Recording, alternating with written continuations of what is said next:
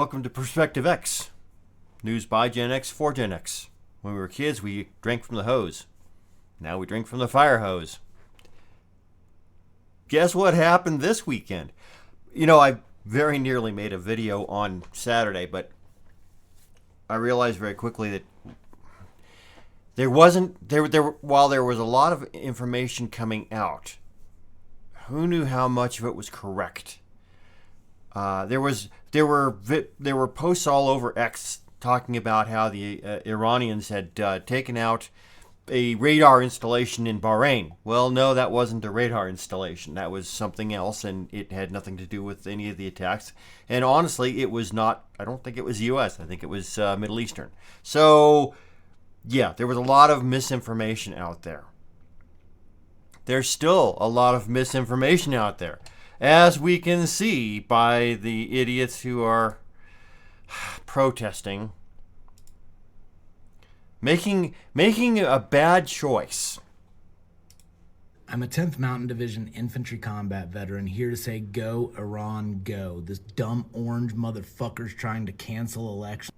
He said he can do so if we're in war, and he's trying to do that, and if he cancels elections, someone's going to cancel his ass. Yeah, I said Saturday. In fact, I posted that, you know, that the Democrats were going to stand with Iran. Protest signs, we stand with Iran. Okay, yeah. Latest DLC download. We stand with Iran. Okay, fine, whatever. These people. The definition of Trump derangement syndrome, and understand, I'm not a big supporter of Trump. I've only ever voted for him once, and it was in the last election, because I sure as hell couldn't vote for Kamala, salad mouth Kamala, and I sure as hell couldn't vote for the Libertarian candidate. So yes, I voted for Trump once, but I like a lot of what he's doing. I'm not going to complain. The definition of Trump derangement syndrome. If Trump suggests it, it's bad. If Trump does it, it's wrong. Doesn't matter what it is. If Trump is for it, you must be against it. Well, okay. So then we get this crap. Hands off the Middle East! Hands off the Middle East! From the belly of the beast! From the belly of... These people are idiots. Iranians are cheering from rooftops while American Democrats protest the oppressors. These are not serious people. Unfortunately, they are. They are very serious. They just don't know anything. They are, to put it kindly, they are NPCs. They're non-player characters. They have no intelligence whatsoever. Everything they need to know was told to them by the authority.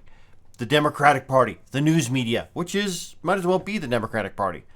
The legacy media. Okay, yeah, everything that they know, they've been told.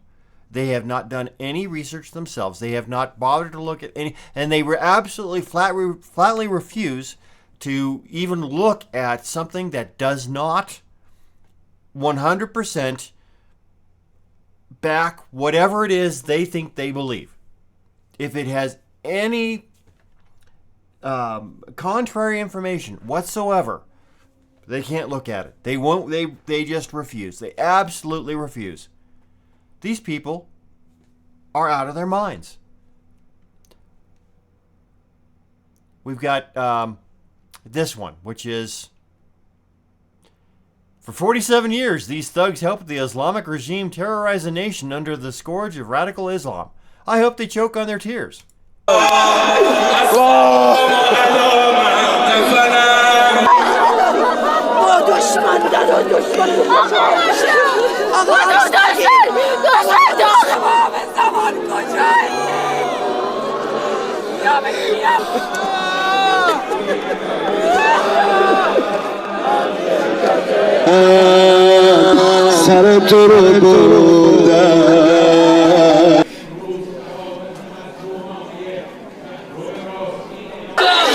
من بچه میدون خراسونم Okay, you get the idea. We don't need to go through the whole video. All right, and you know, you can see these are Iranian flags. These are people in Iran. So not everybody's happy. Well, that's to be expected. Not everybody's going to be happy. We've all seen the video, and I'll show you some more here in a bit, of the people dancing in the streets as soon as they found out that the leader, the dear leader, was dead. They're out there dancing in the streets. Well, not everyone felt that way. But you and I remember when the Islamic Revolution took over Tehran in Iran in summer of 1979. I was heading to be a sophomore in high school that year when the university students took over the American embassy and took hostages. Those hostages were there until what? The day before Reagan's inauguration? I think that was it. It was because he had been elected, and it was the night before he was sworn in as president, because they were afraid that as president, if they still held the hostages, he would nuke them. They were afraid of that, and they well should be. But you know, let's also point out that when that happened, the president of the United States, when Iran fell, was a Democrat, Jimmy Carter. Remember him? He was by far the very worst president ever until Joe Biden. That says something. And so, the failed rescue attempt where, 20 American soldiers lost their lives as the helicopters crashed somewhere in the desert, the middle of a desert, nobody around, and they just went down. That was depressing. That was depressing as hell. And here I am as a 15-year-old, knowing that in a couple of years I've got to sign up for selective service, hoping we don't go to war, because I really don't want to. I don't want to be in the military as I had seen it at that point. In fact, you'll notice Jimmy Carter's trending. He's been dead for a couple of months. He's trending. Wonder why? Well, because he was the president when Iran fell. And he did nothing. He did absolutely nothing. So now, 47 years later, Iran looks like it may fall again. Personally, I am against American involvement in foreign countries. Okay, that's my baseline. But I also understand that the Iranian people look like they are ready to take over. They have been protesting, they have been marching in the streets, they have been dying by the thousands. Okay. They have shown that they are ready to be free. Let's give them some help. I have no problem with that. Now, the second that a single American boot hits Iranian soil, I'm going to have a problem with that. If we go in, take out their Navy, take out their Air Force, take out their military, their leadership, we've already done, okay, we've done our part. The Iranian people, it's their turn now. They need to do this. We can't do this for them. If they want to be free, they have to free themselves. As you can see by the video, not everyone is happy about this, but there are a lot that are. And we'll get to some of those videos in a bit. Then you got this idiot. Death to America, former Senator Warren campaigner. Oh, of course, now it won't play. It was playing earlier, but now it won't. Okay, fine. She actually does speak in whatever language she speaks in. Doesn't matter. And you know, the translation at the bottom. Okay, fine. Let's go take a look at Glory to the axis Yes. of all the martyrs. Glory to the axis of resistance. May we see victory within our lifetimes. Margbar Amerika, Margbar Israel. Let's watch that one more time. All the martyrs, glory to the axis of resistance. May we see victory within our lifetimes. Margbar Amerika, Margbar Israel. All right, you saw her say Mark Bar America, Mark Bar Israel. Death to America, death to Israel.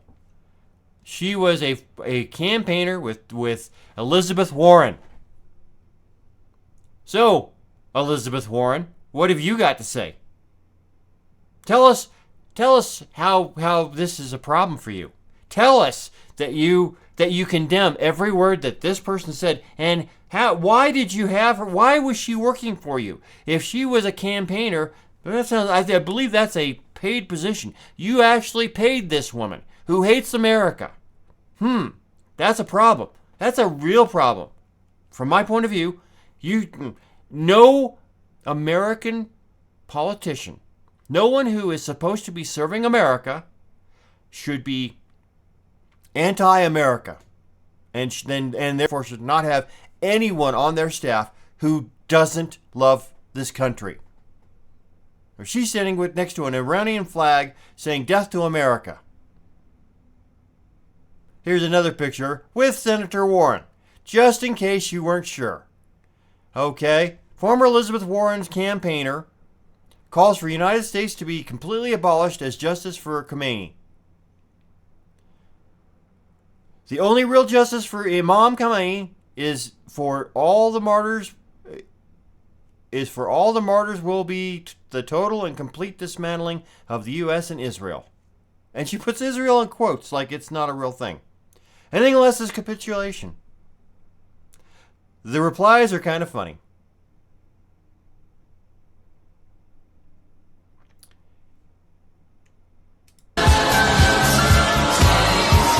Start that.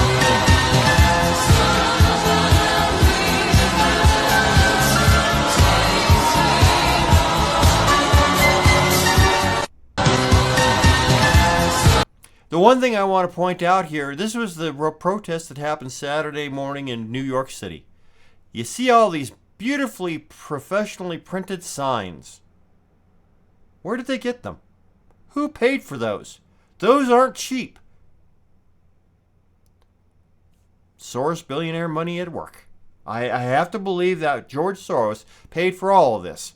And he probably is also, or his sons, also are the ones who organize or help organize this.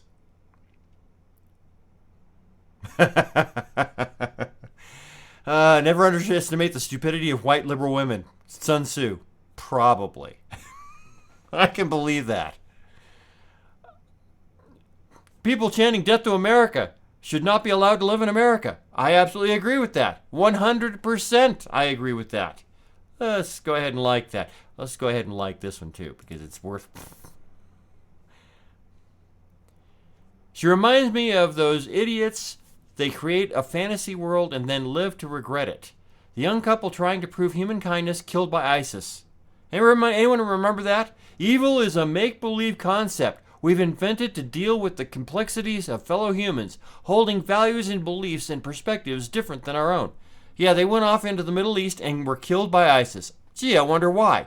Could it possibly be that evil is a real thing?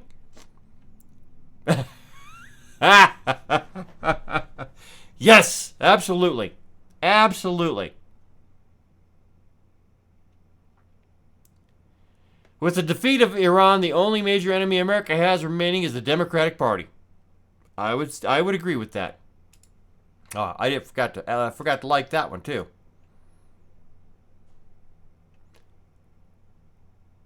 Her hero in paradise. This is what all the martyrs get. I love AI. AI is a wonderful tool. All right, Senator Warren also friends with Emiria, I don't know, the trans woman, a man, who leads the Salt Lake City chapter of Armed Queens. Okay. I think everyone should be armed. I have no problem with that. It's an American right.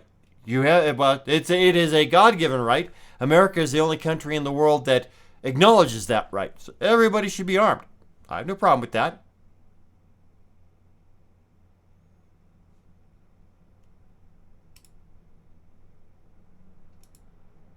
And this is going to, yeah. So we have that. Let's watch a little bit. I gotta get rid of that.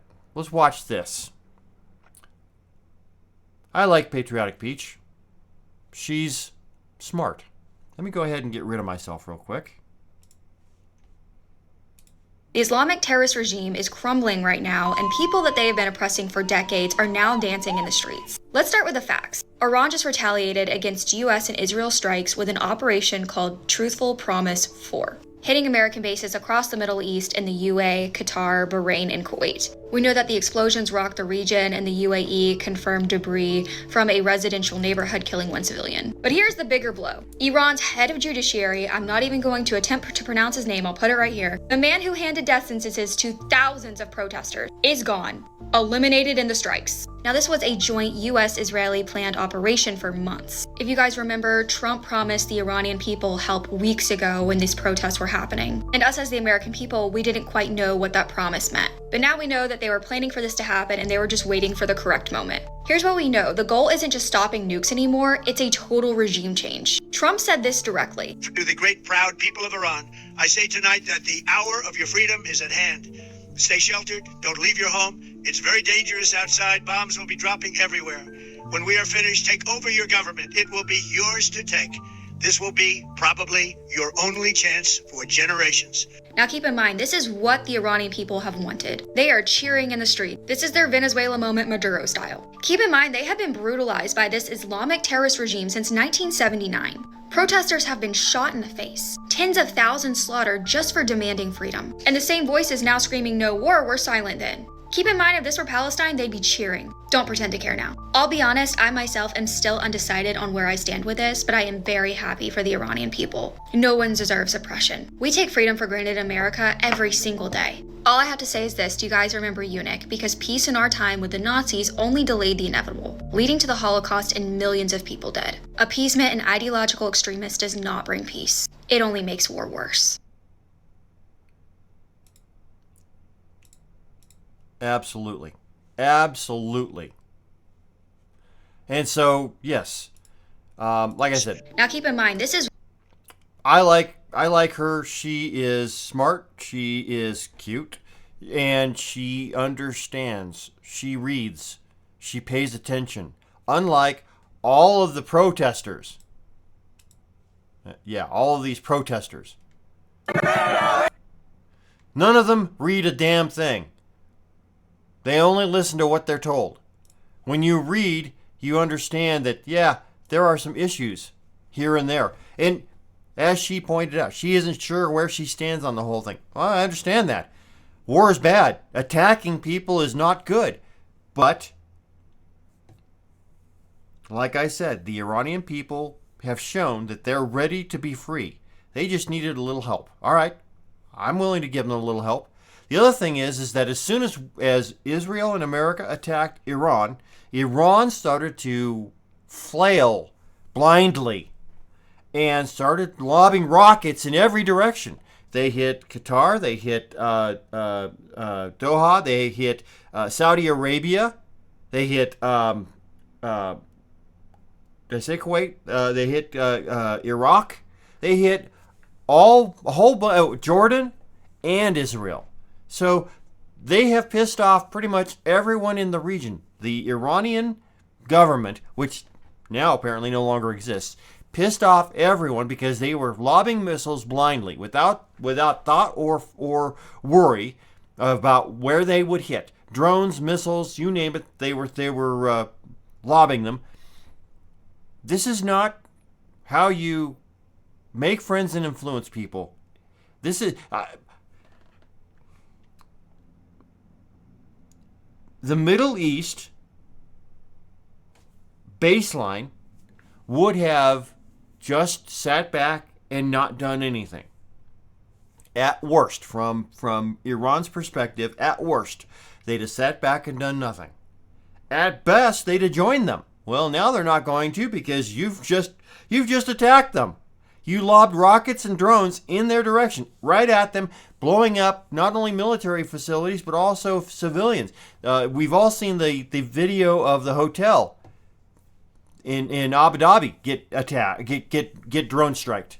Hell, I don't know that it's real. I saw video from a window a couple floors below, watching the drone come in, coming straight at him, and hit above. So that footage is out there as well, if it's authentic.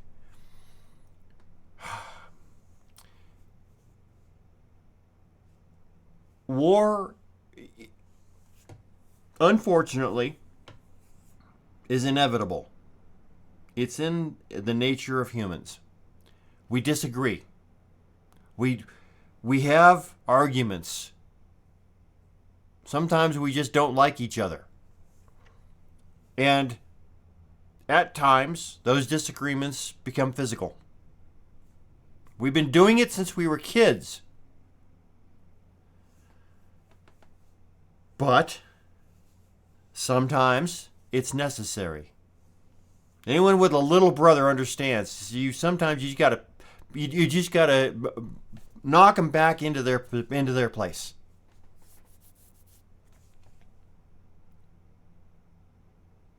Iran has had nearly a half a century as it is now, as it currently is. There are people in Iran. There are a lot of people in Iran. There are people in this country. There are people around the world who don't remember Iran before the revolution. Now, none of us really paid any attention to Iran before the revolution. You know, they were showing us when it happened. They were showing us video from Iran in the 70s, in the earlier 70s, where they were a very Western-looking nation. That you went, video from Iran looked like video from anywhere in Europe, except that you had all the mosques and all of the Islamic iconography around. But otherwise, it might as well have been Europe. That died in 1979 when the religious extremists took over. Like I said, fundamentalists, radical fundamentalists, doesn't matter what the religion is, not a good thing. It is horrible that it has come to this, but quite honestly, at this point, I watched a video. Oh God, I don't know if I can bring it up or not. Let me see if I can bring it up. Hang on a second.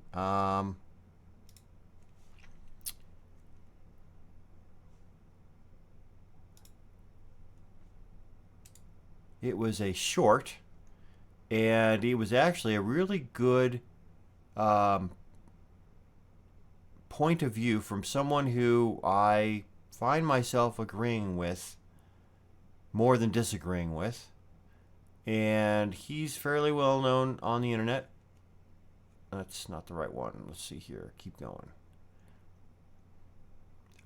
And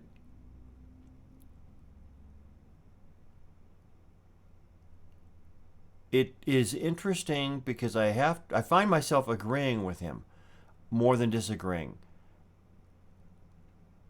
Here we are. Let's go ahead and do this. We'll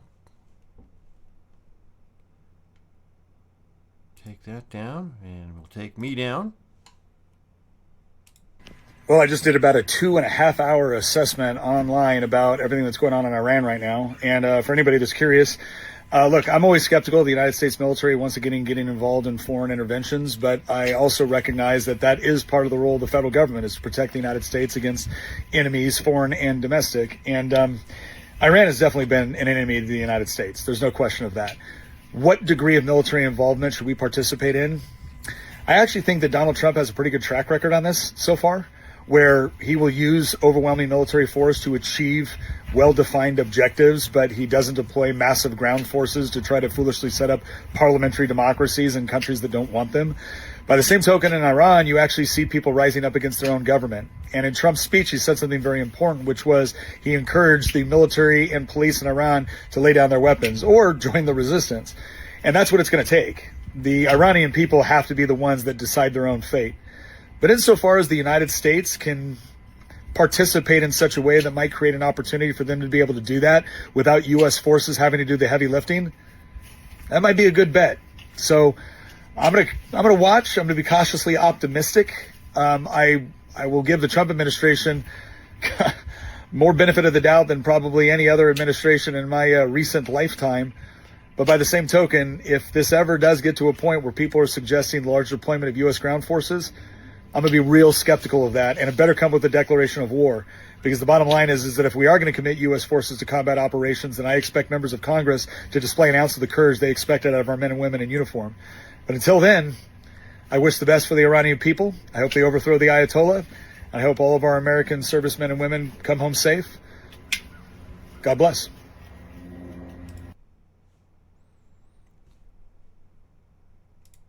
And I find myself in total agreement with everything he said.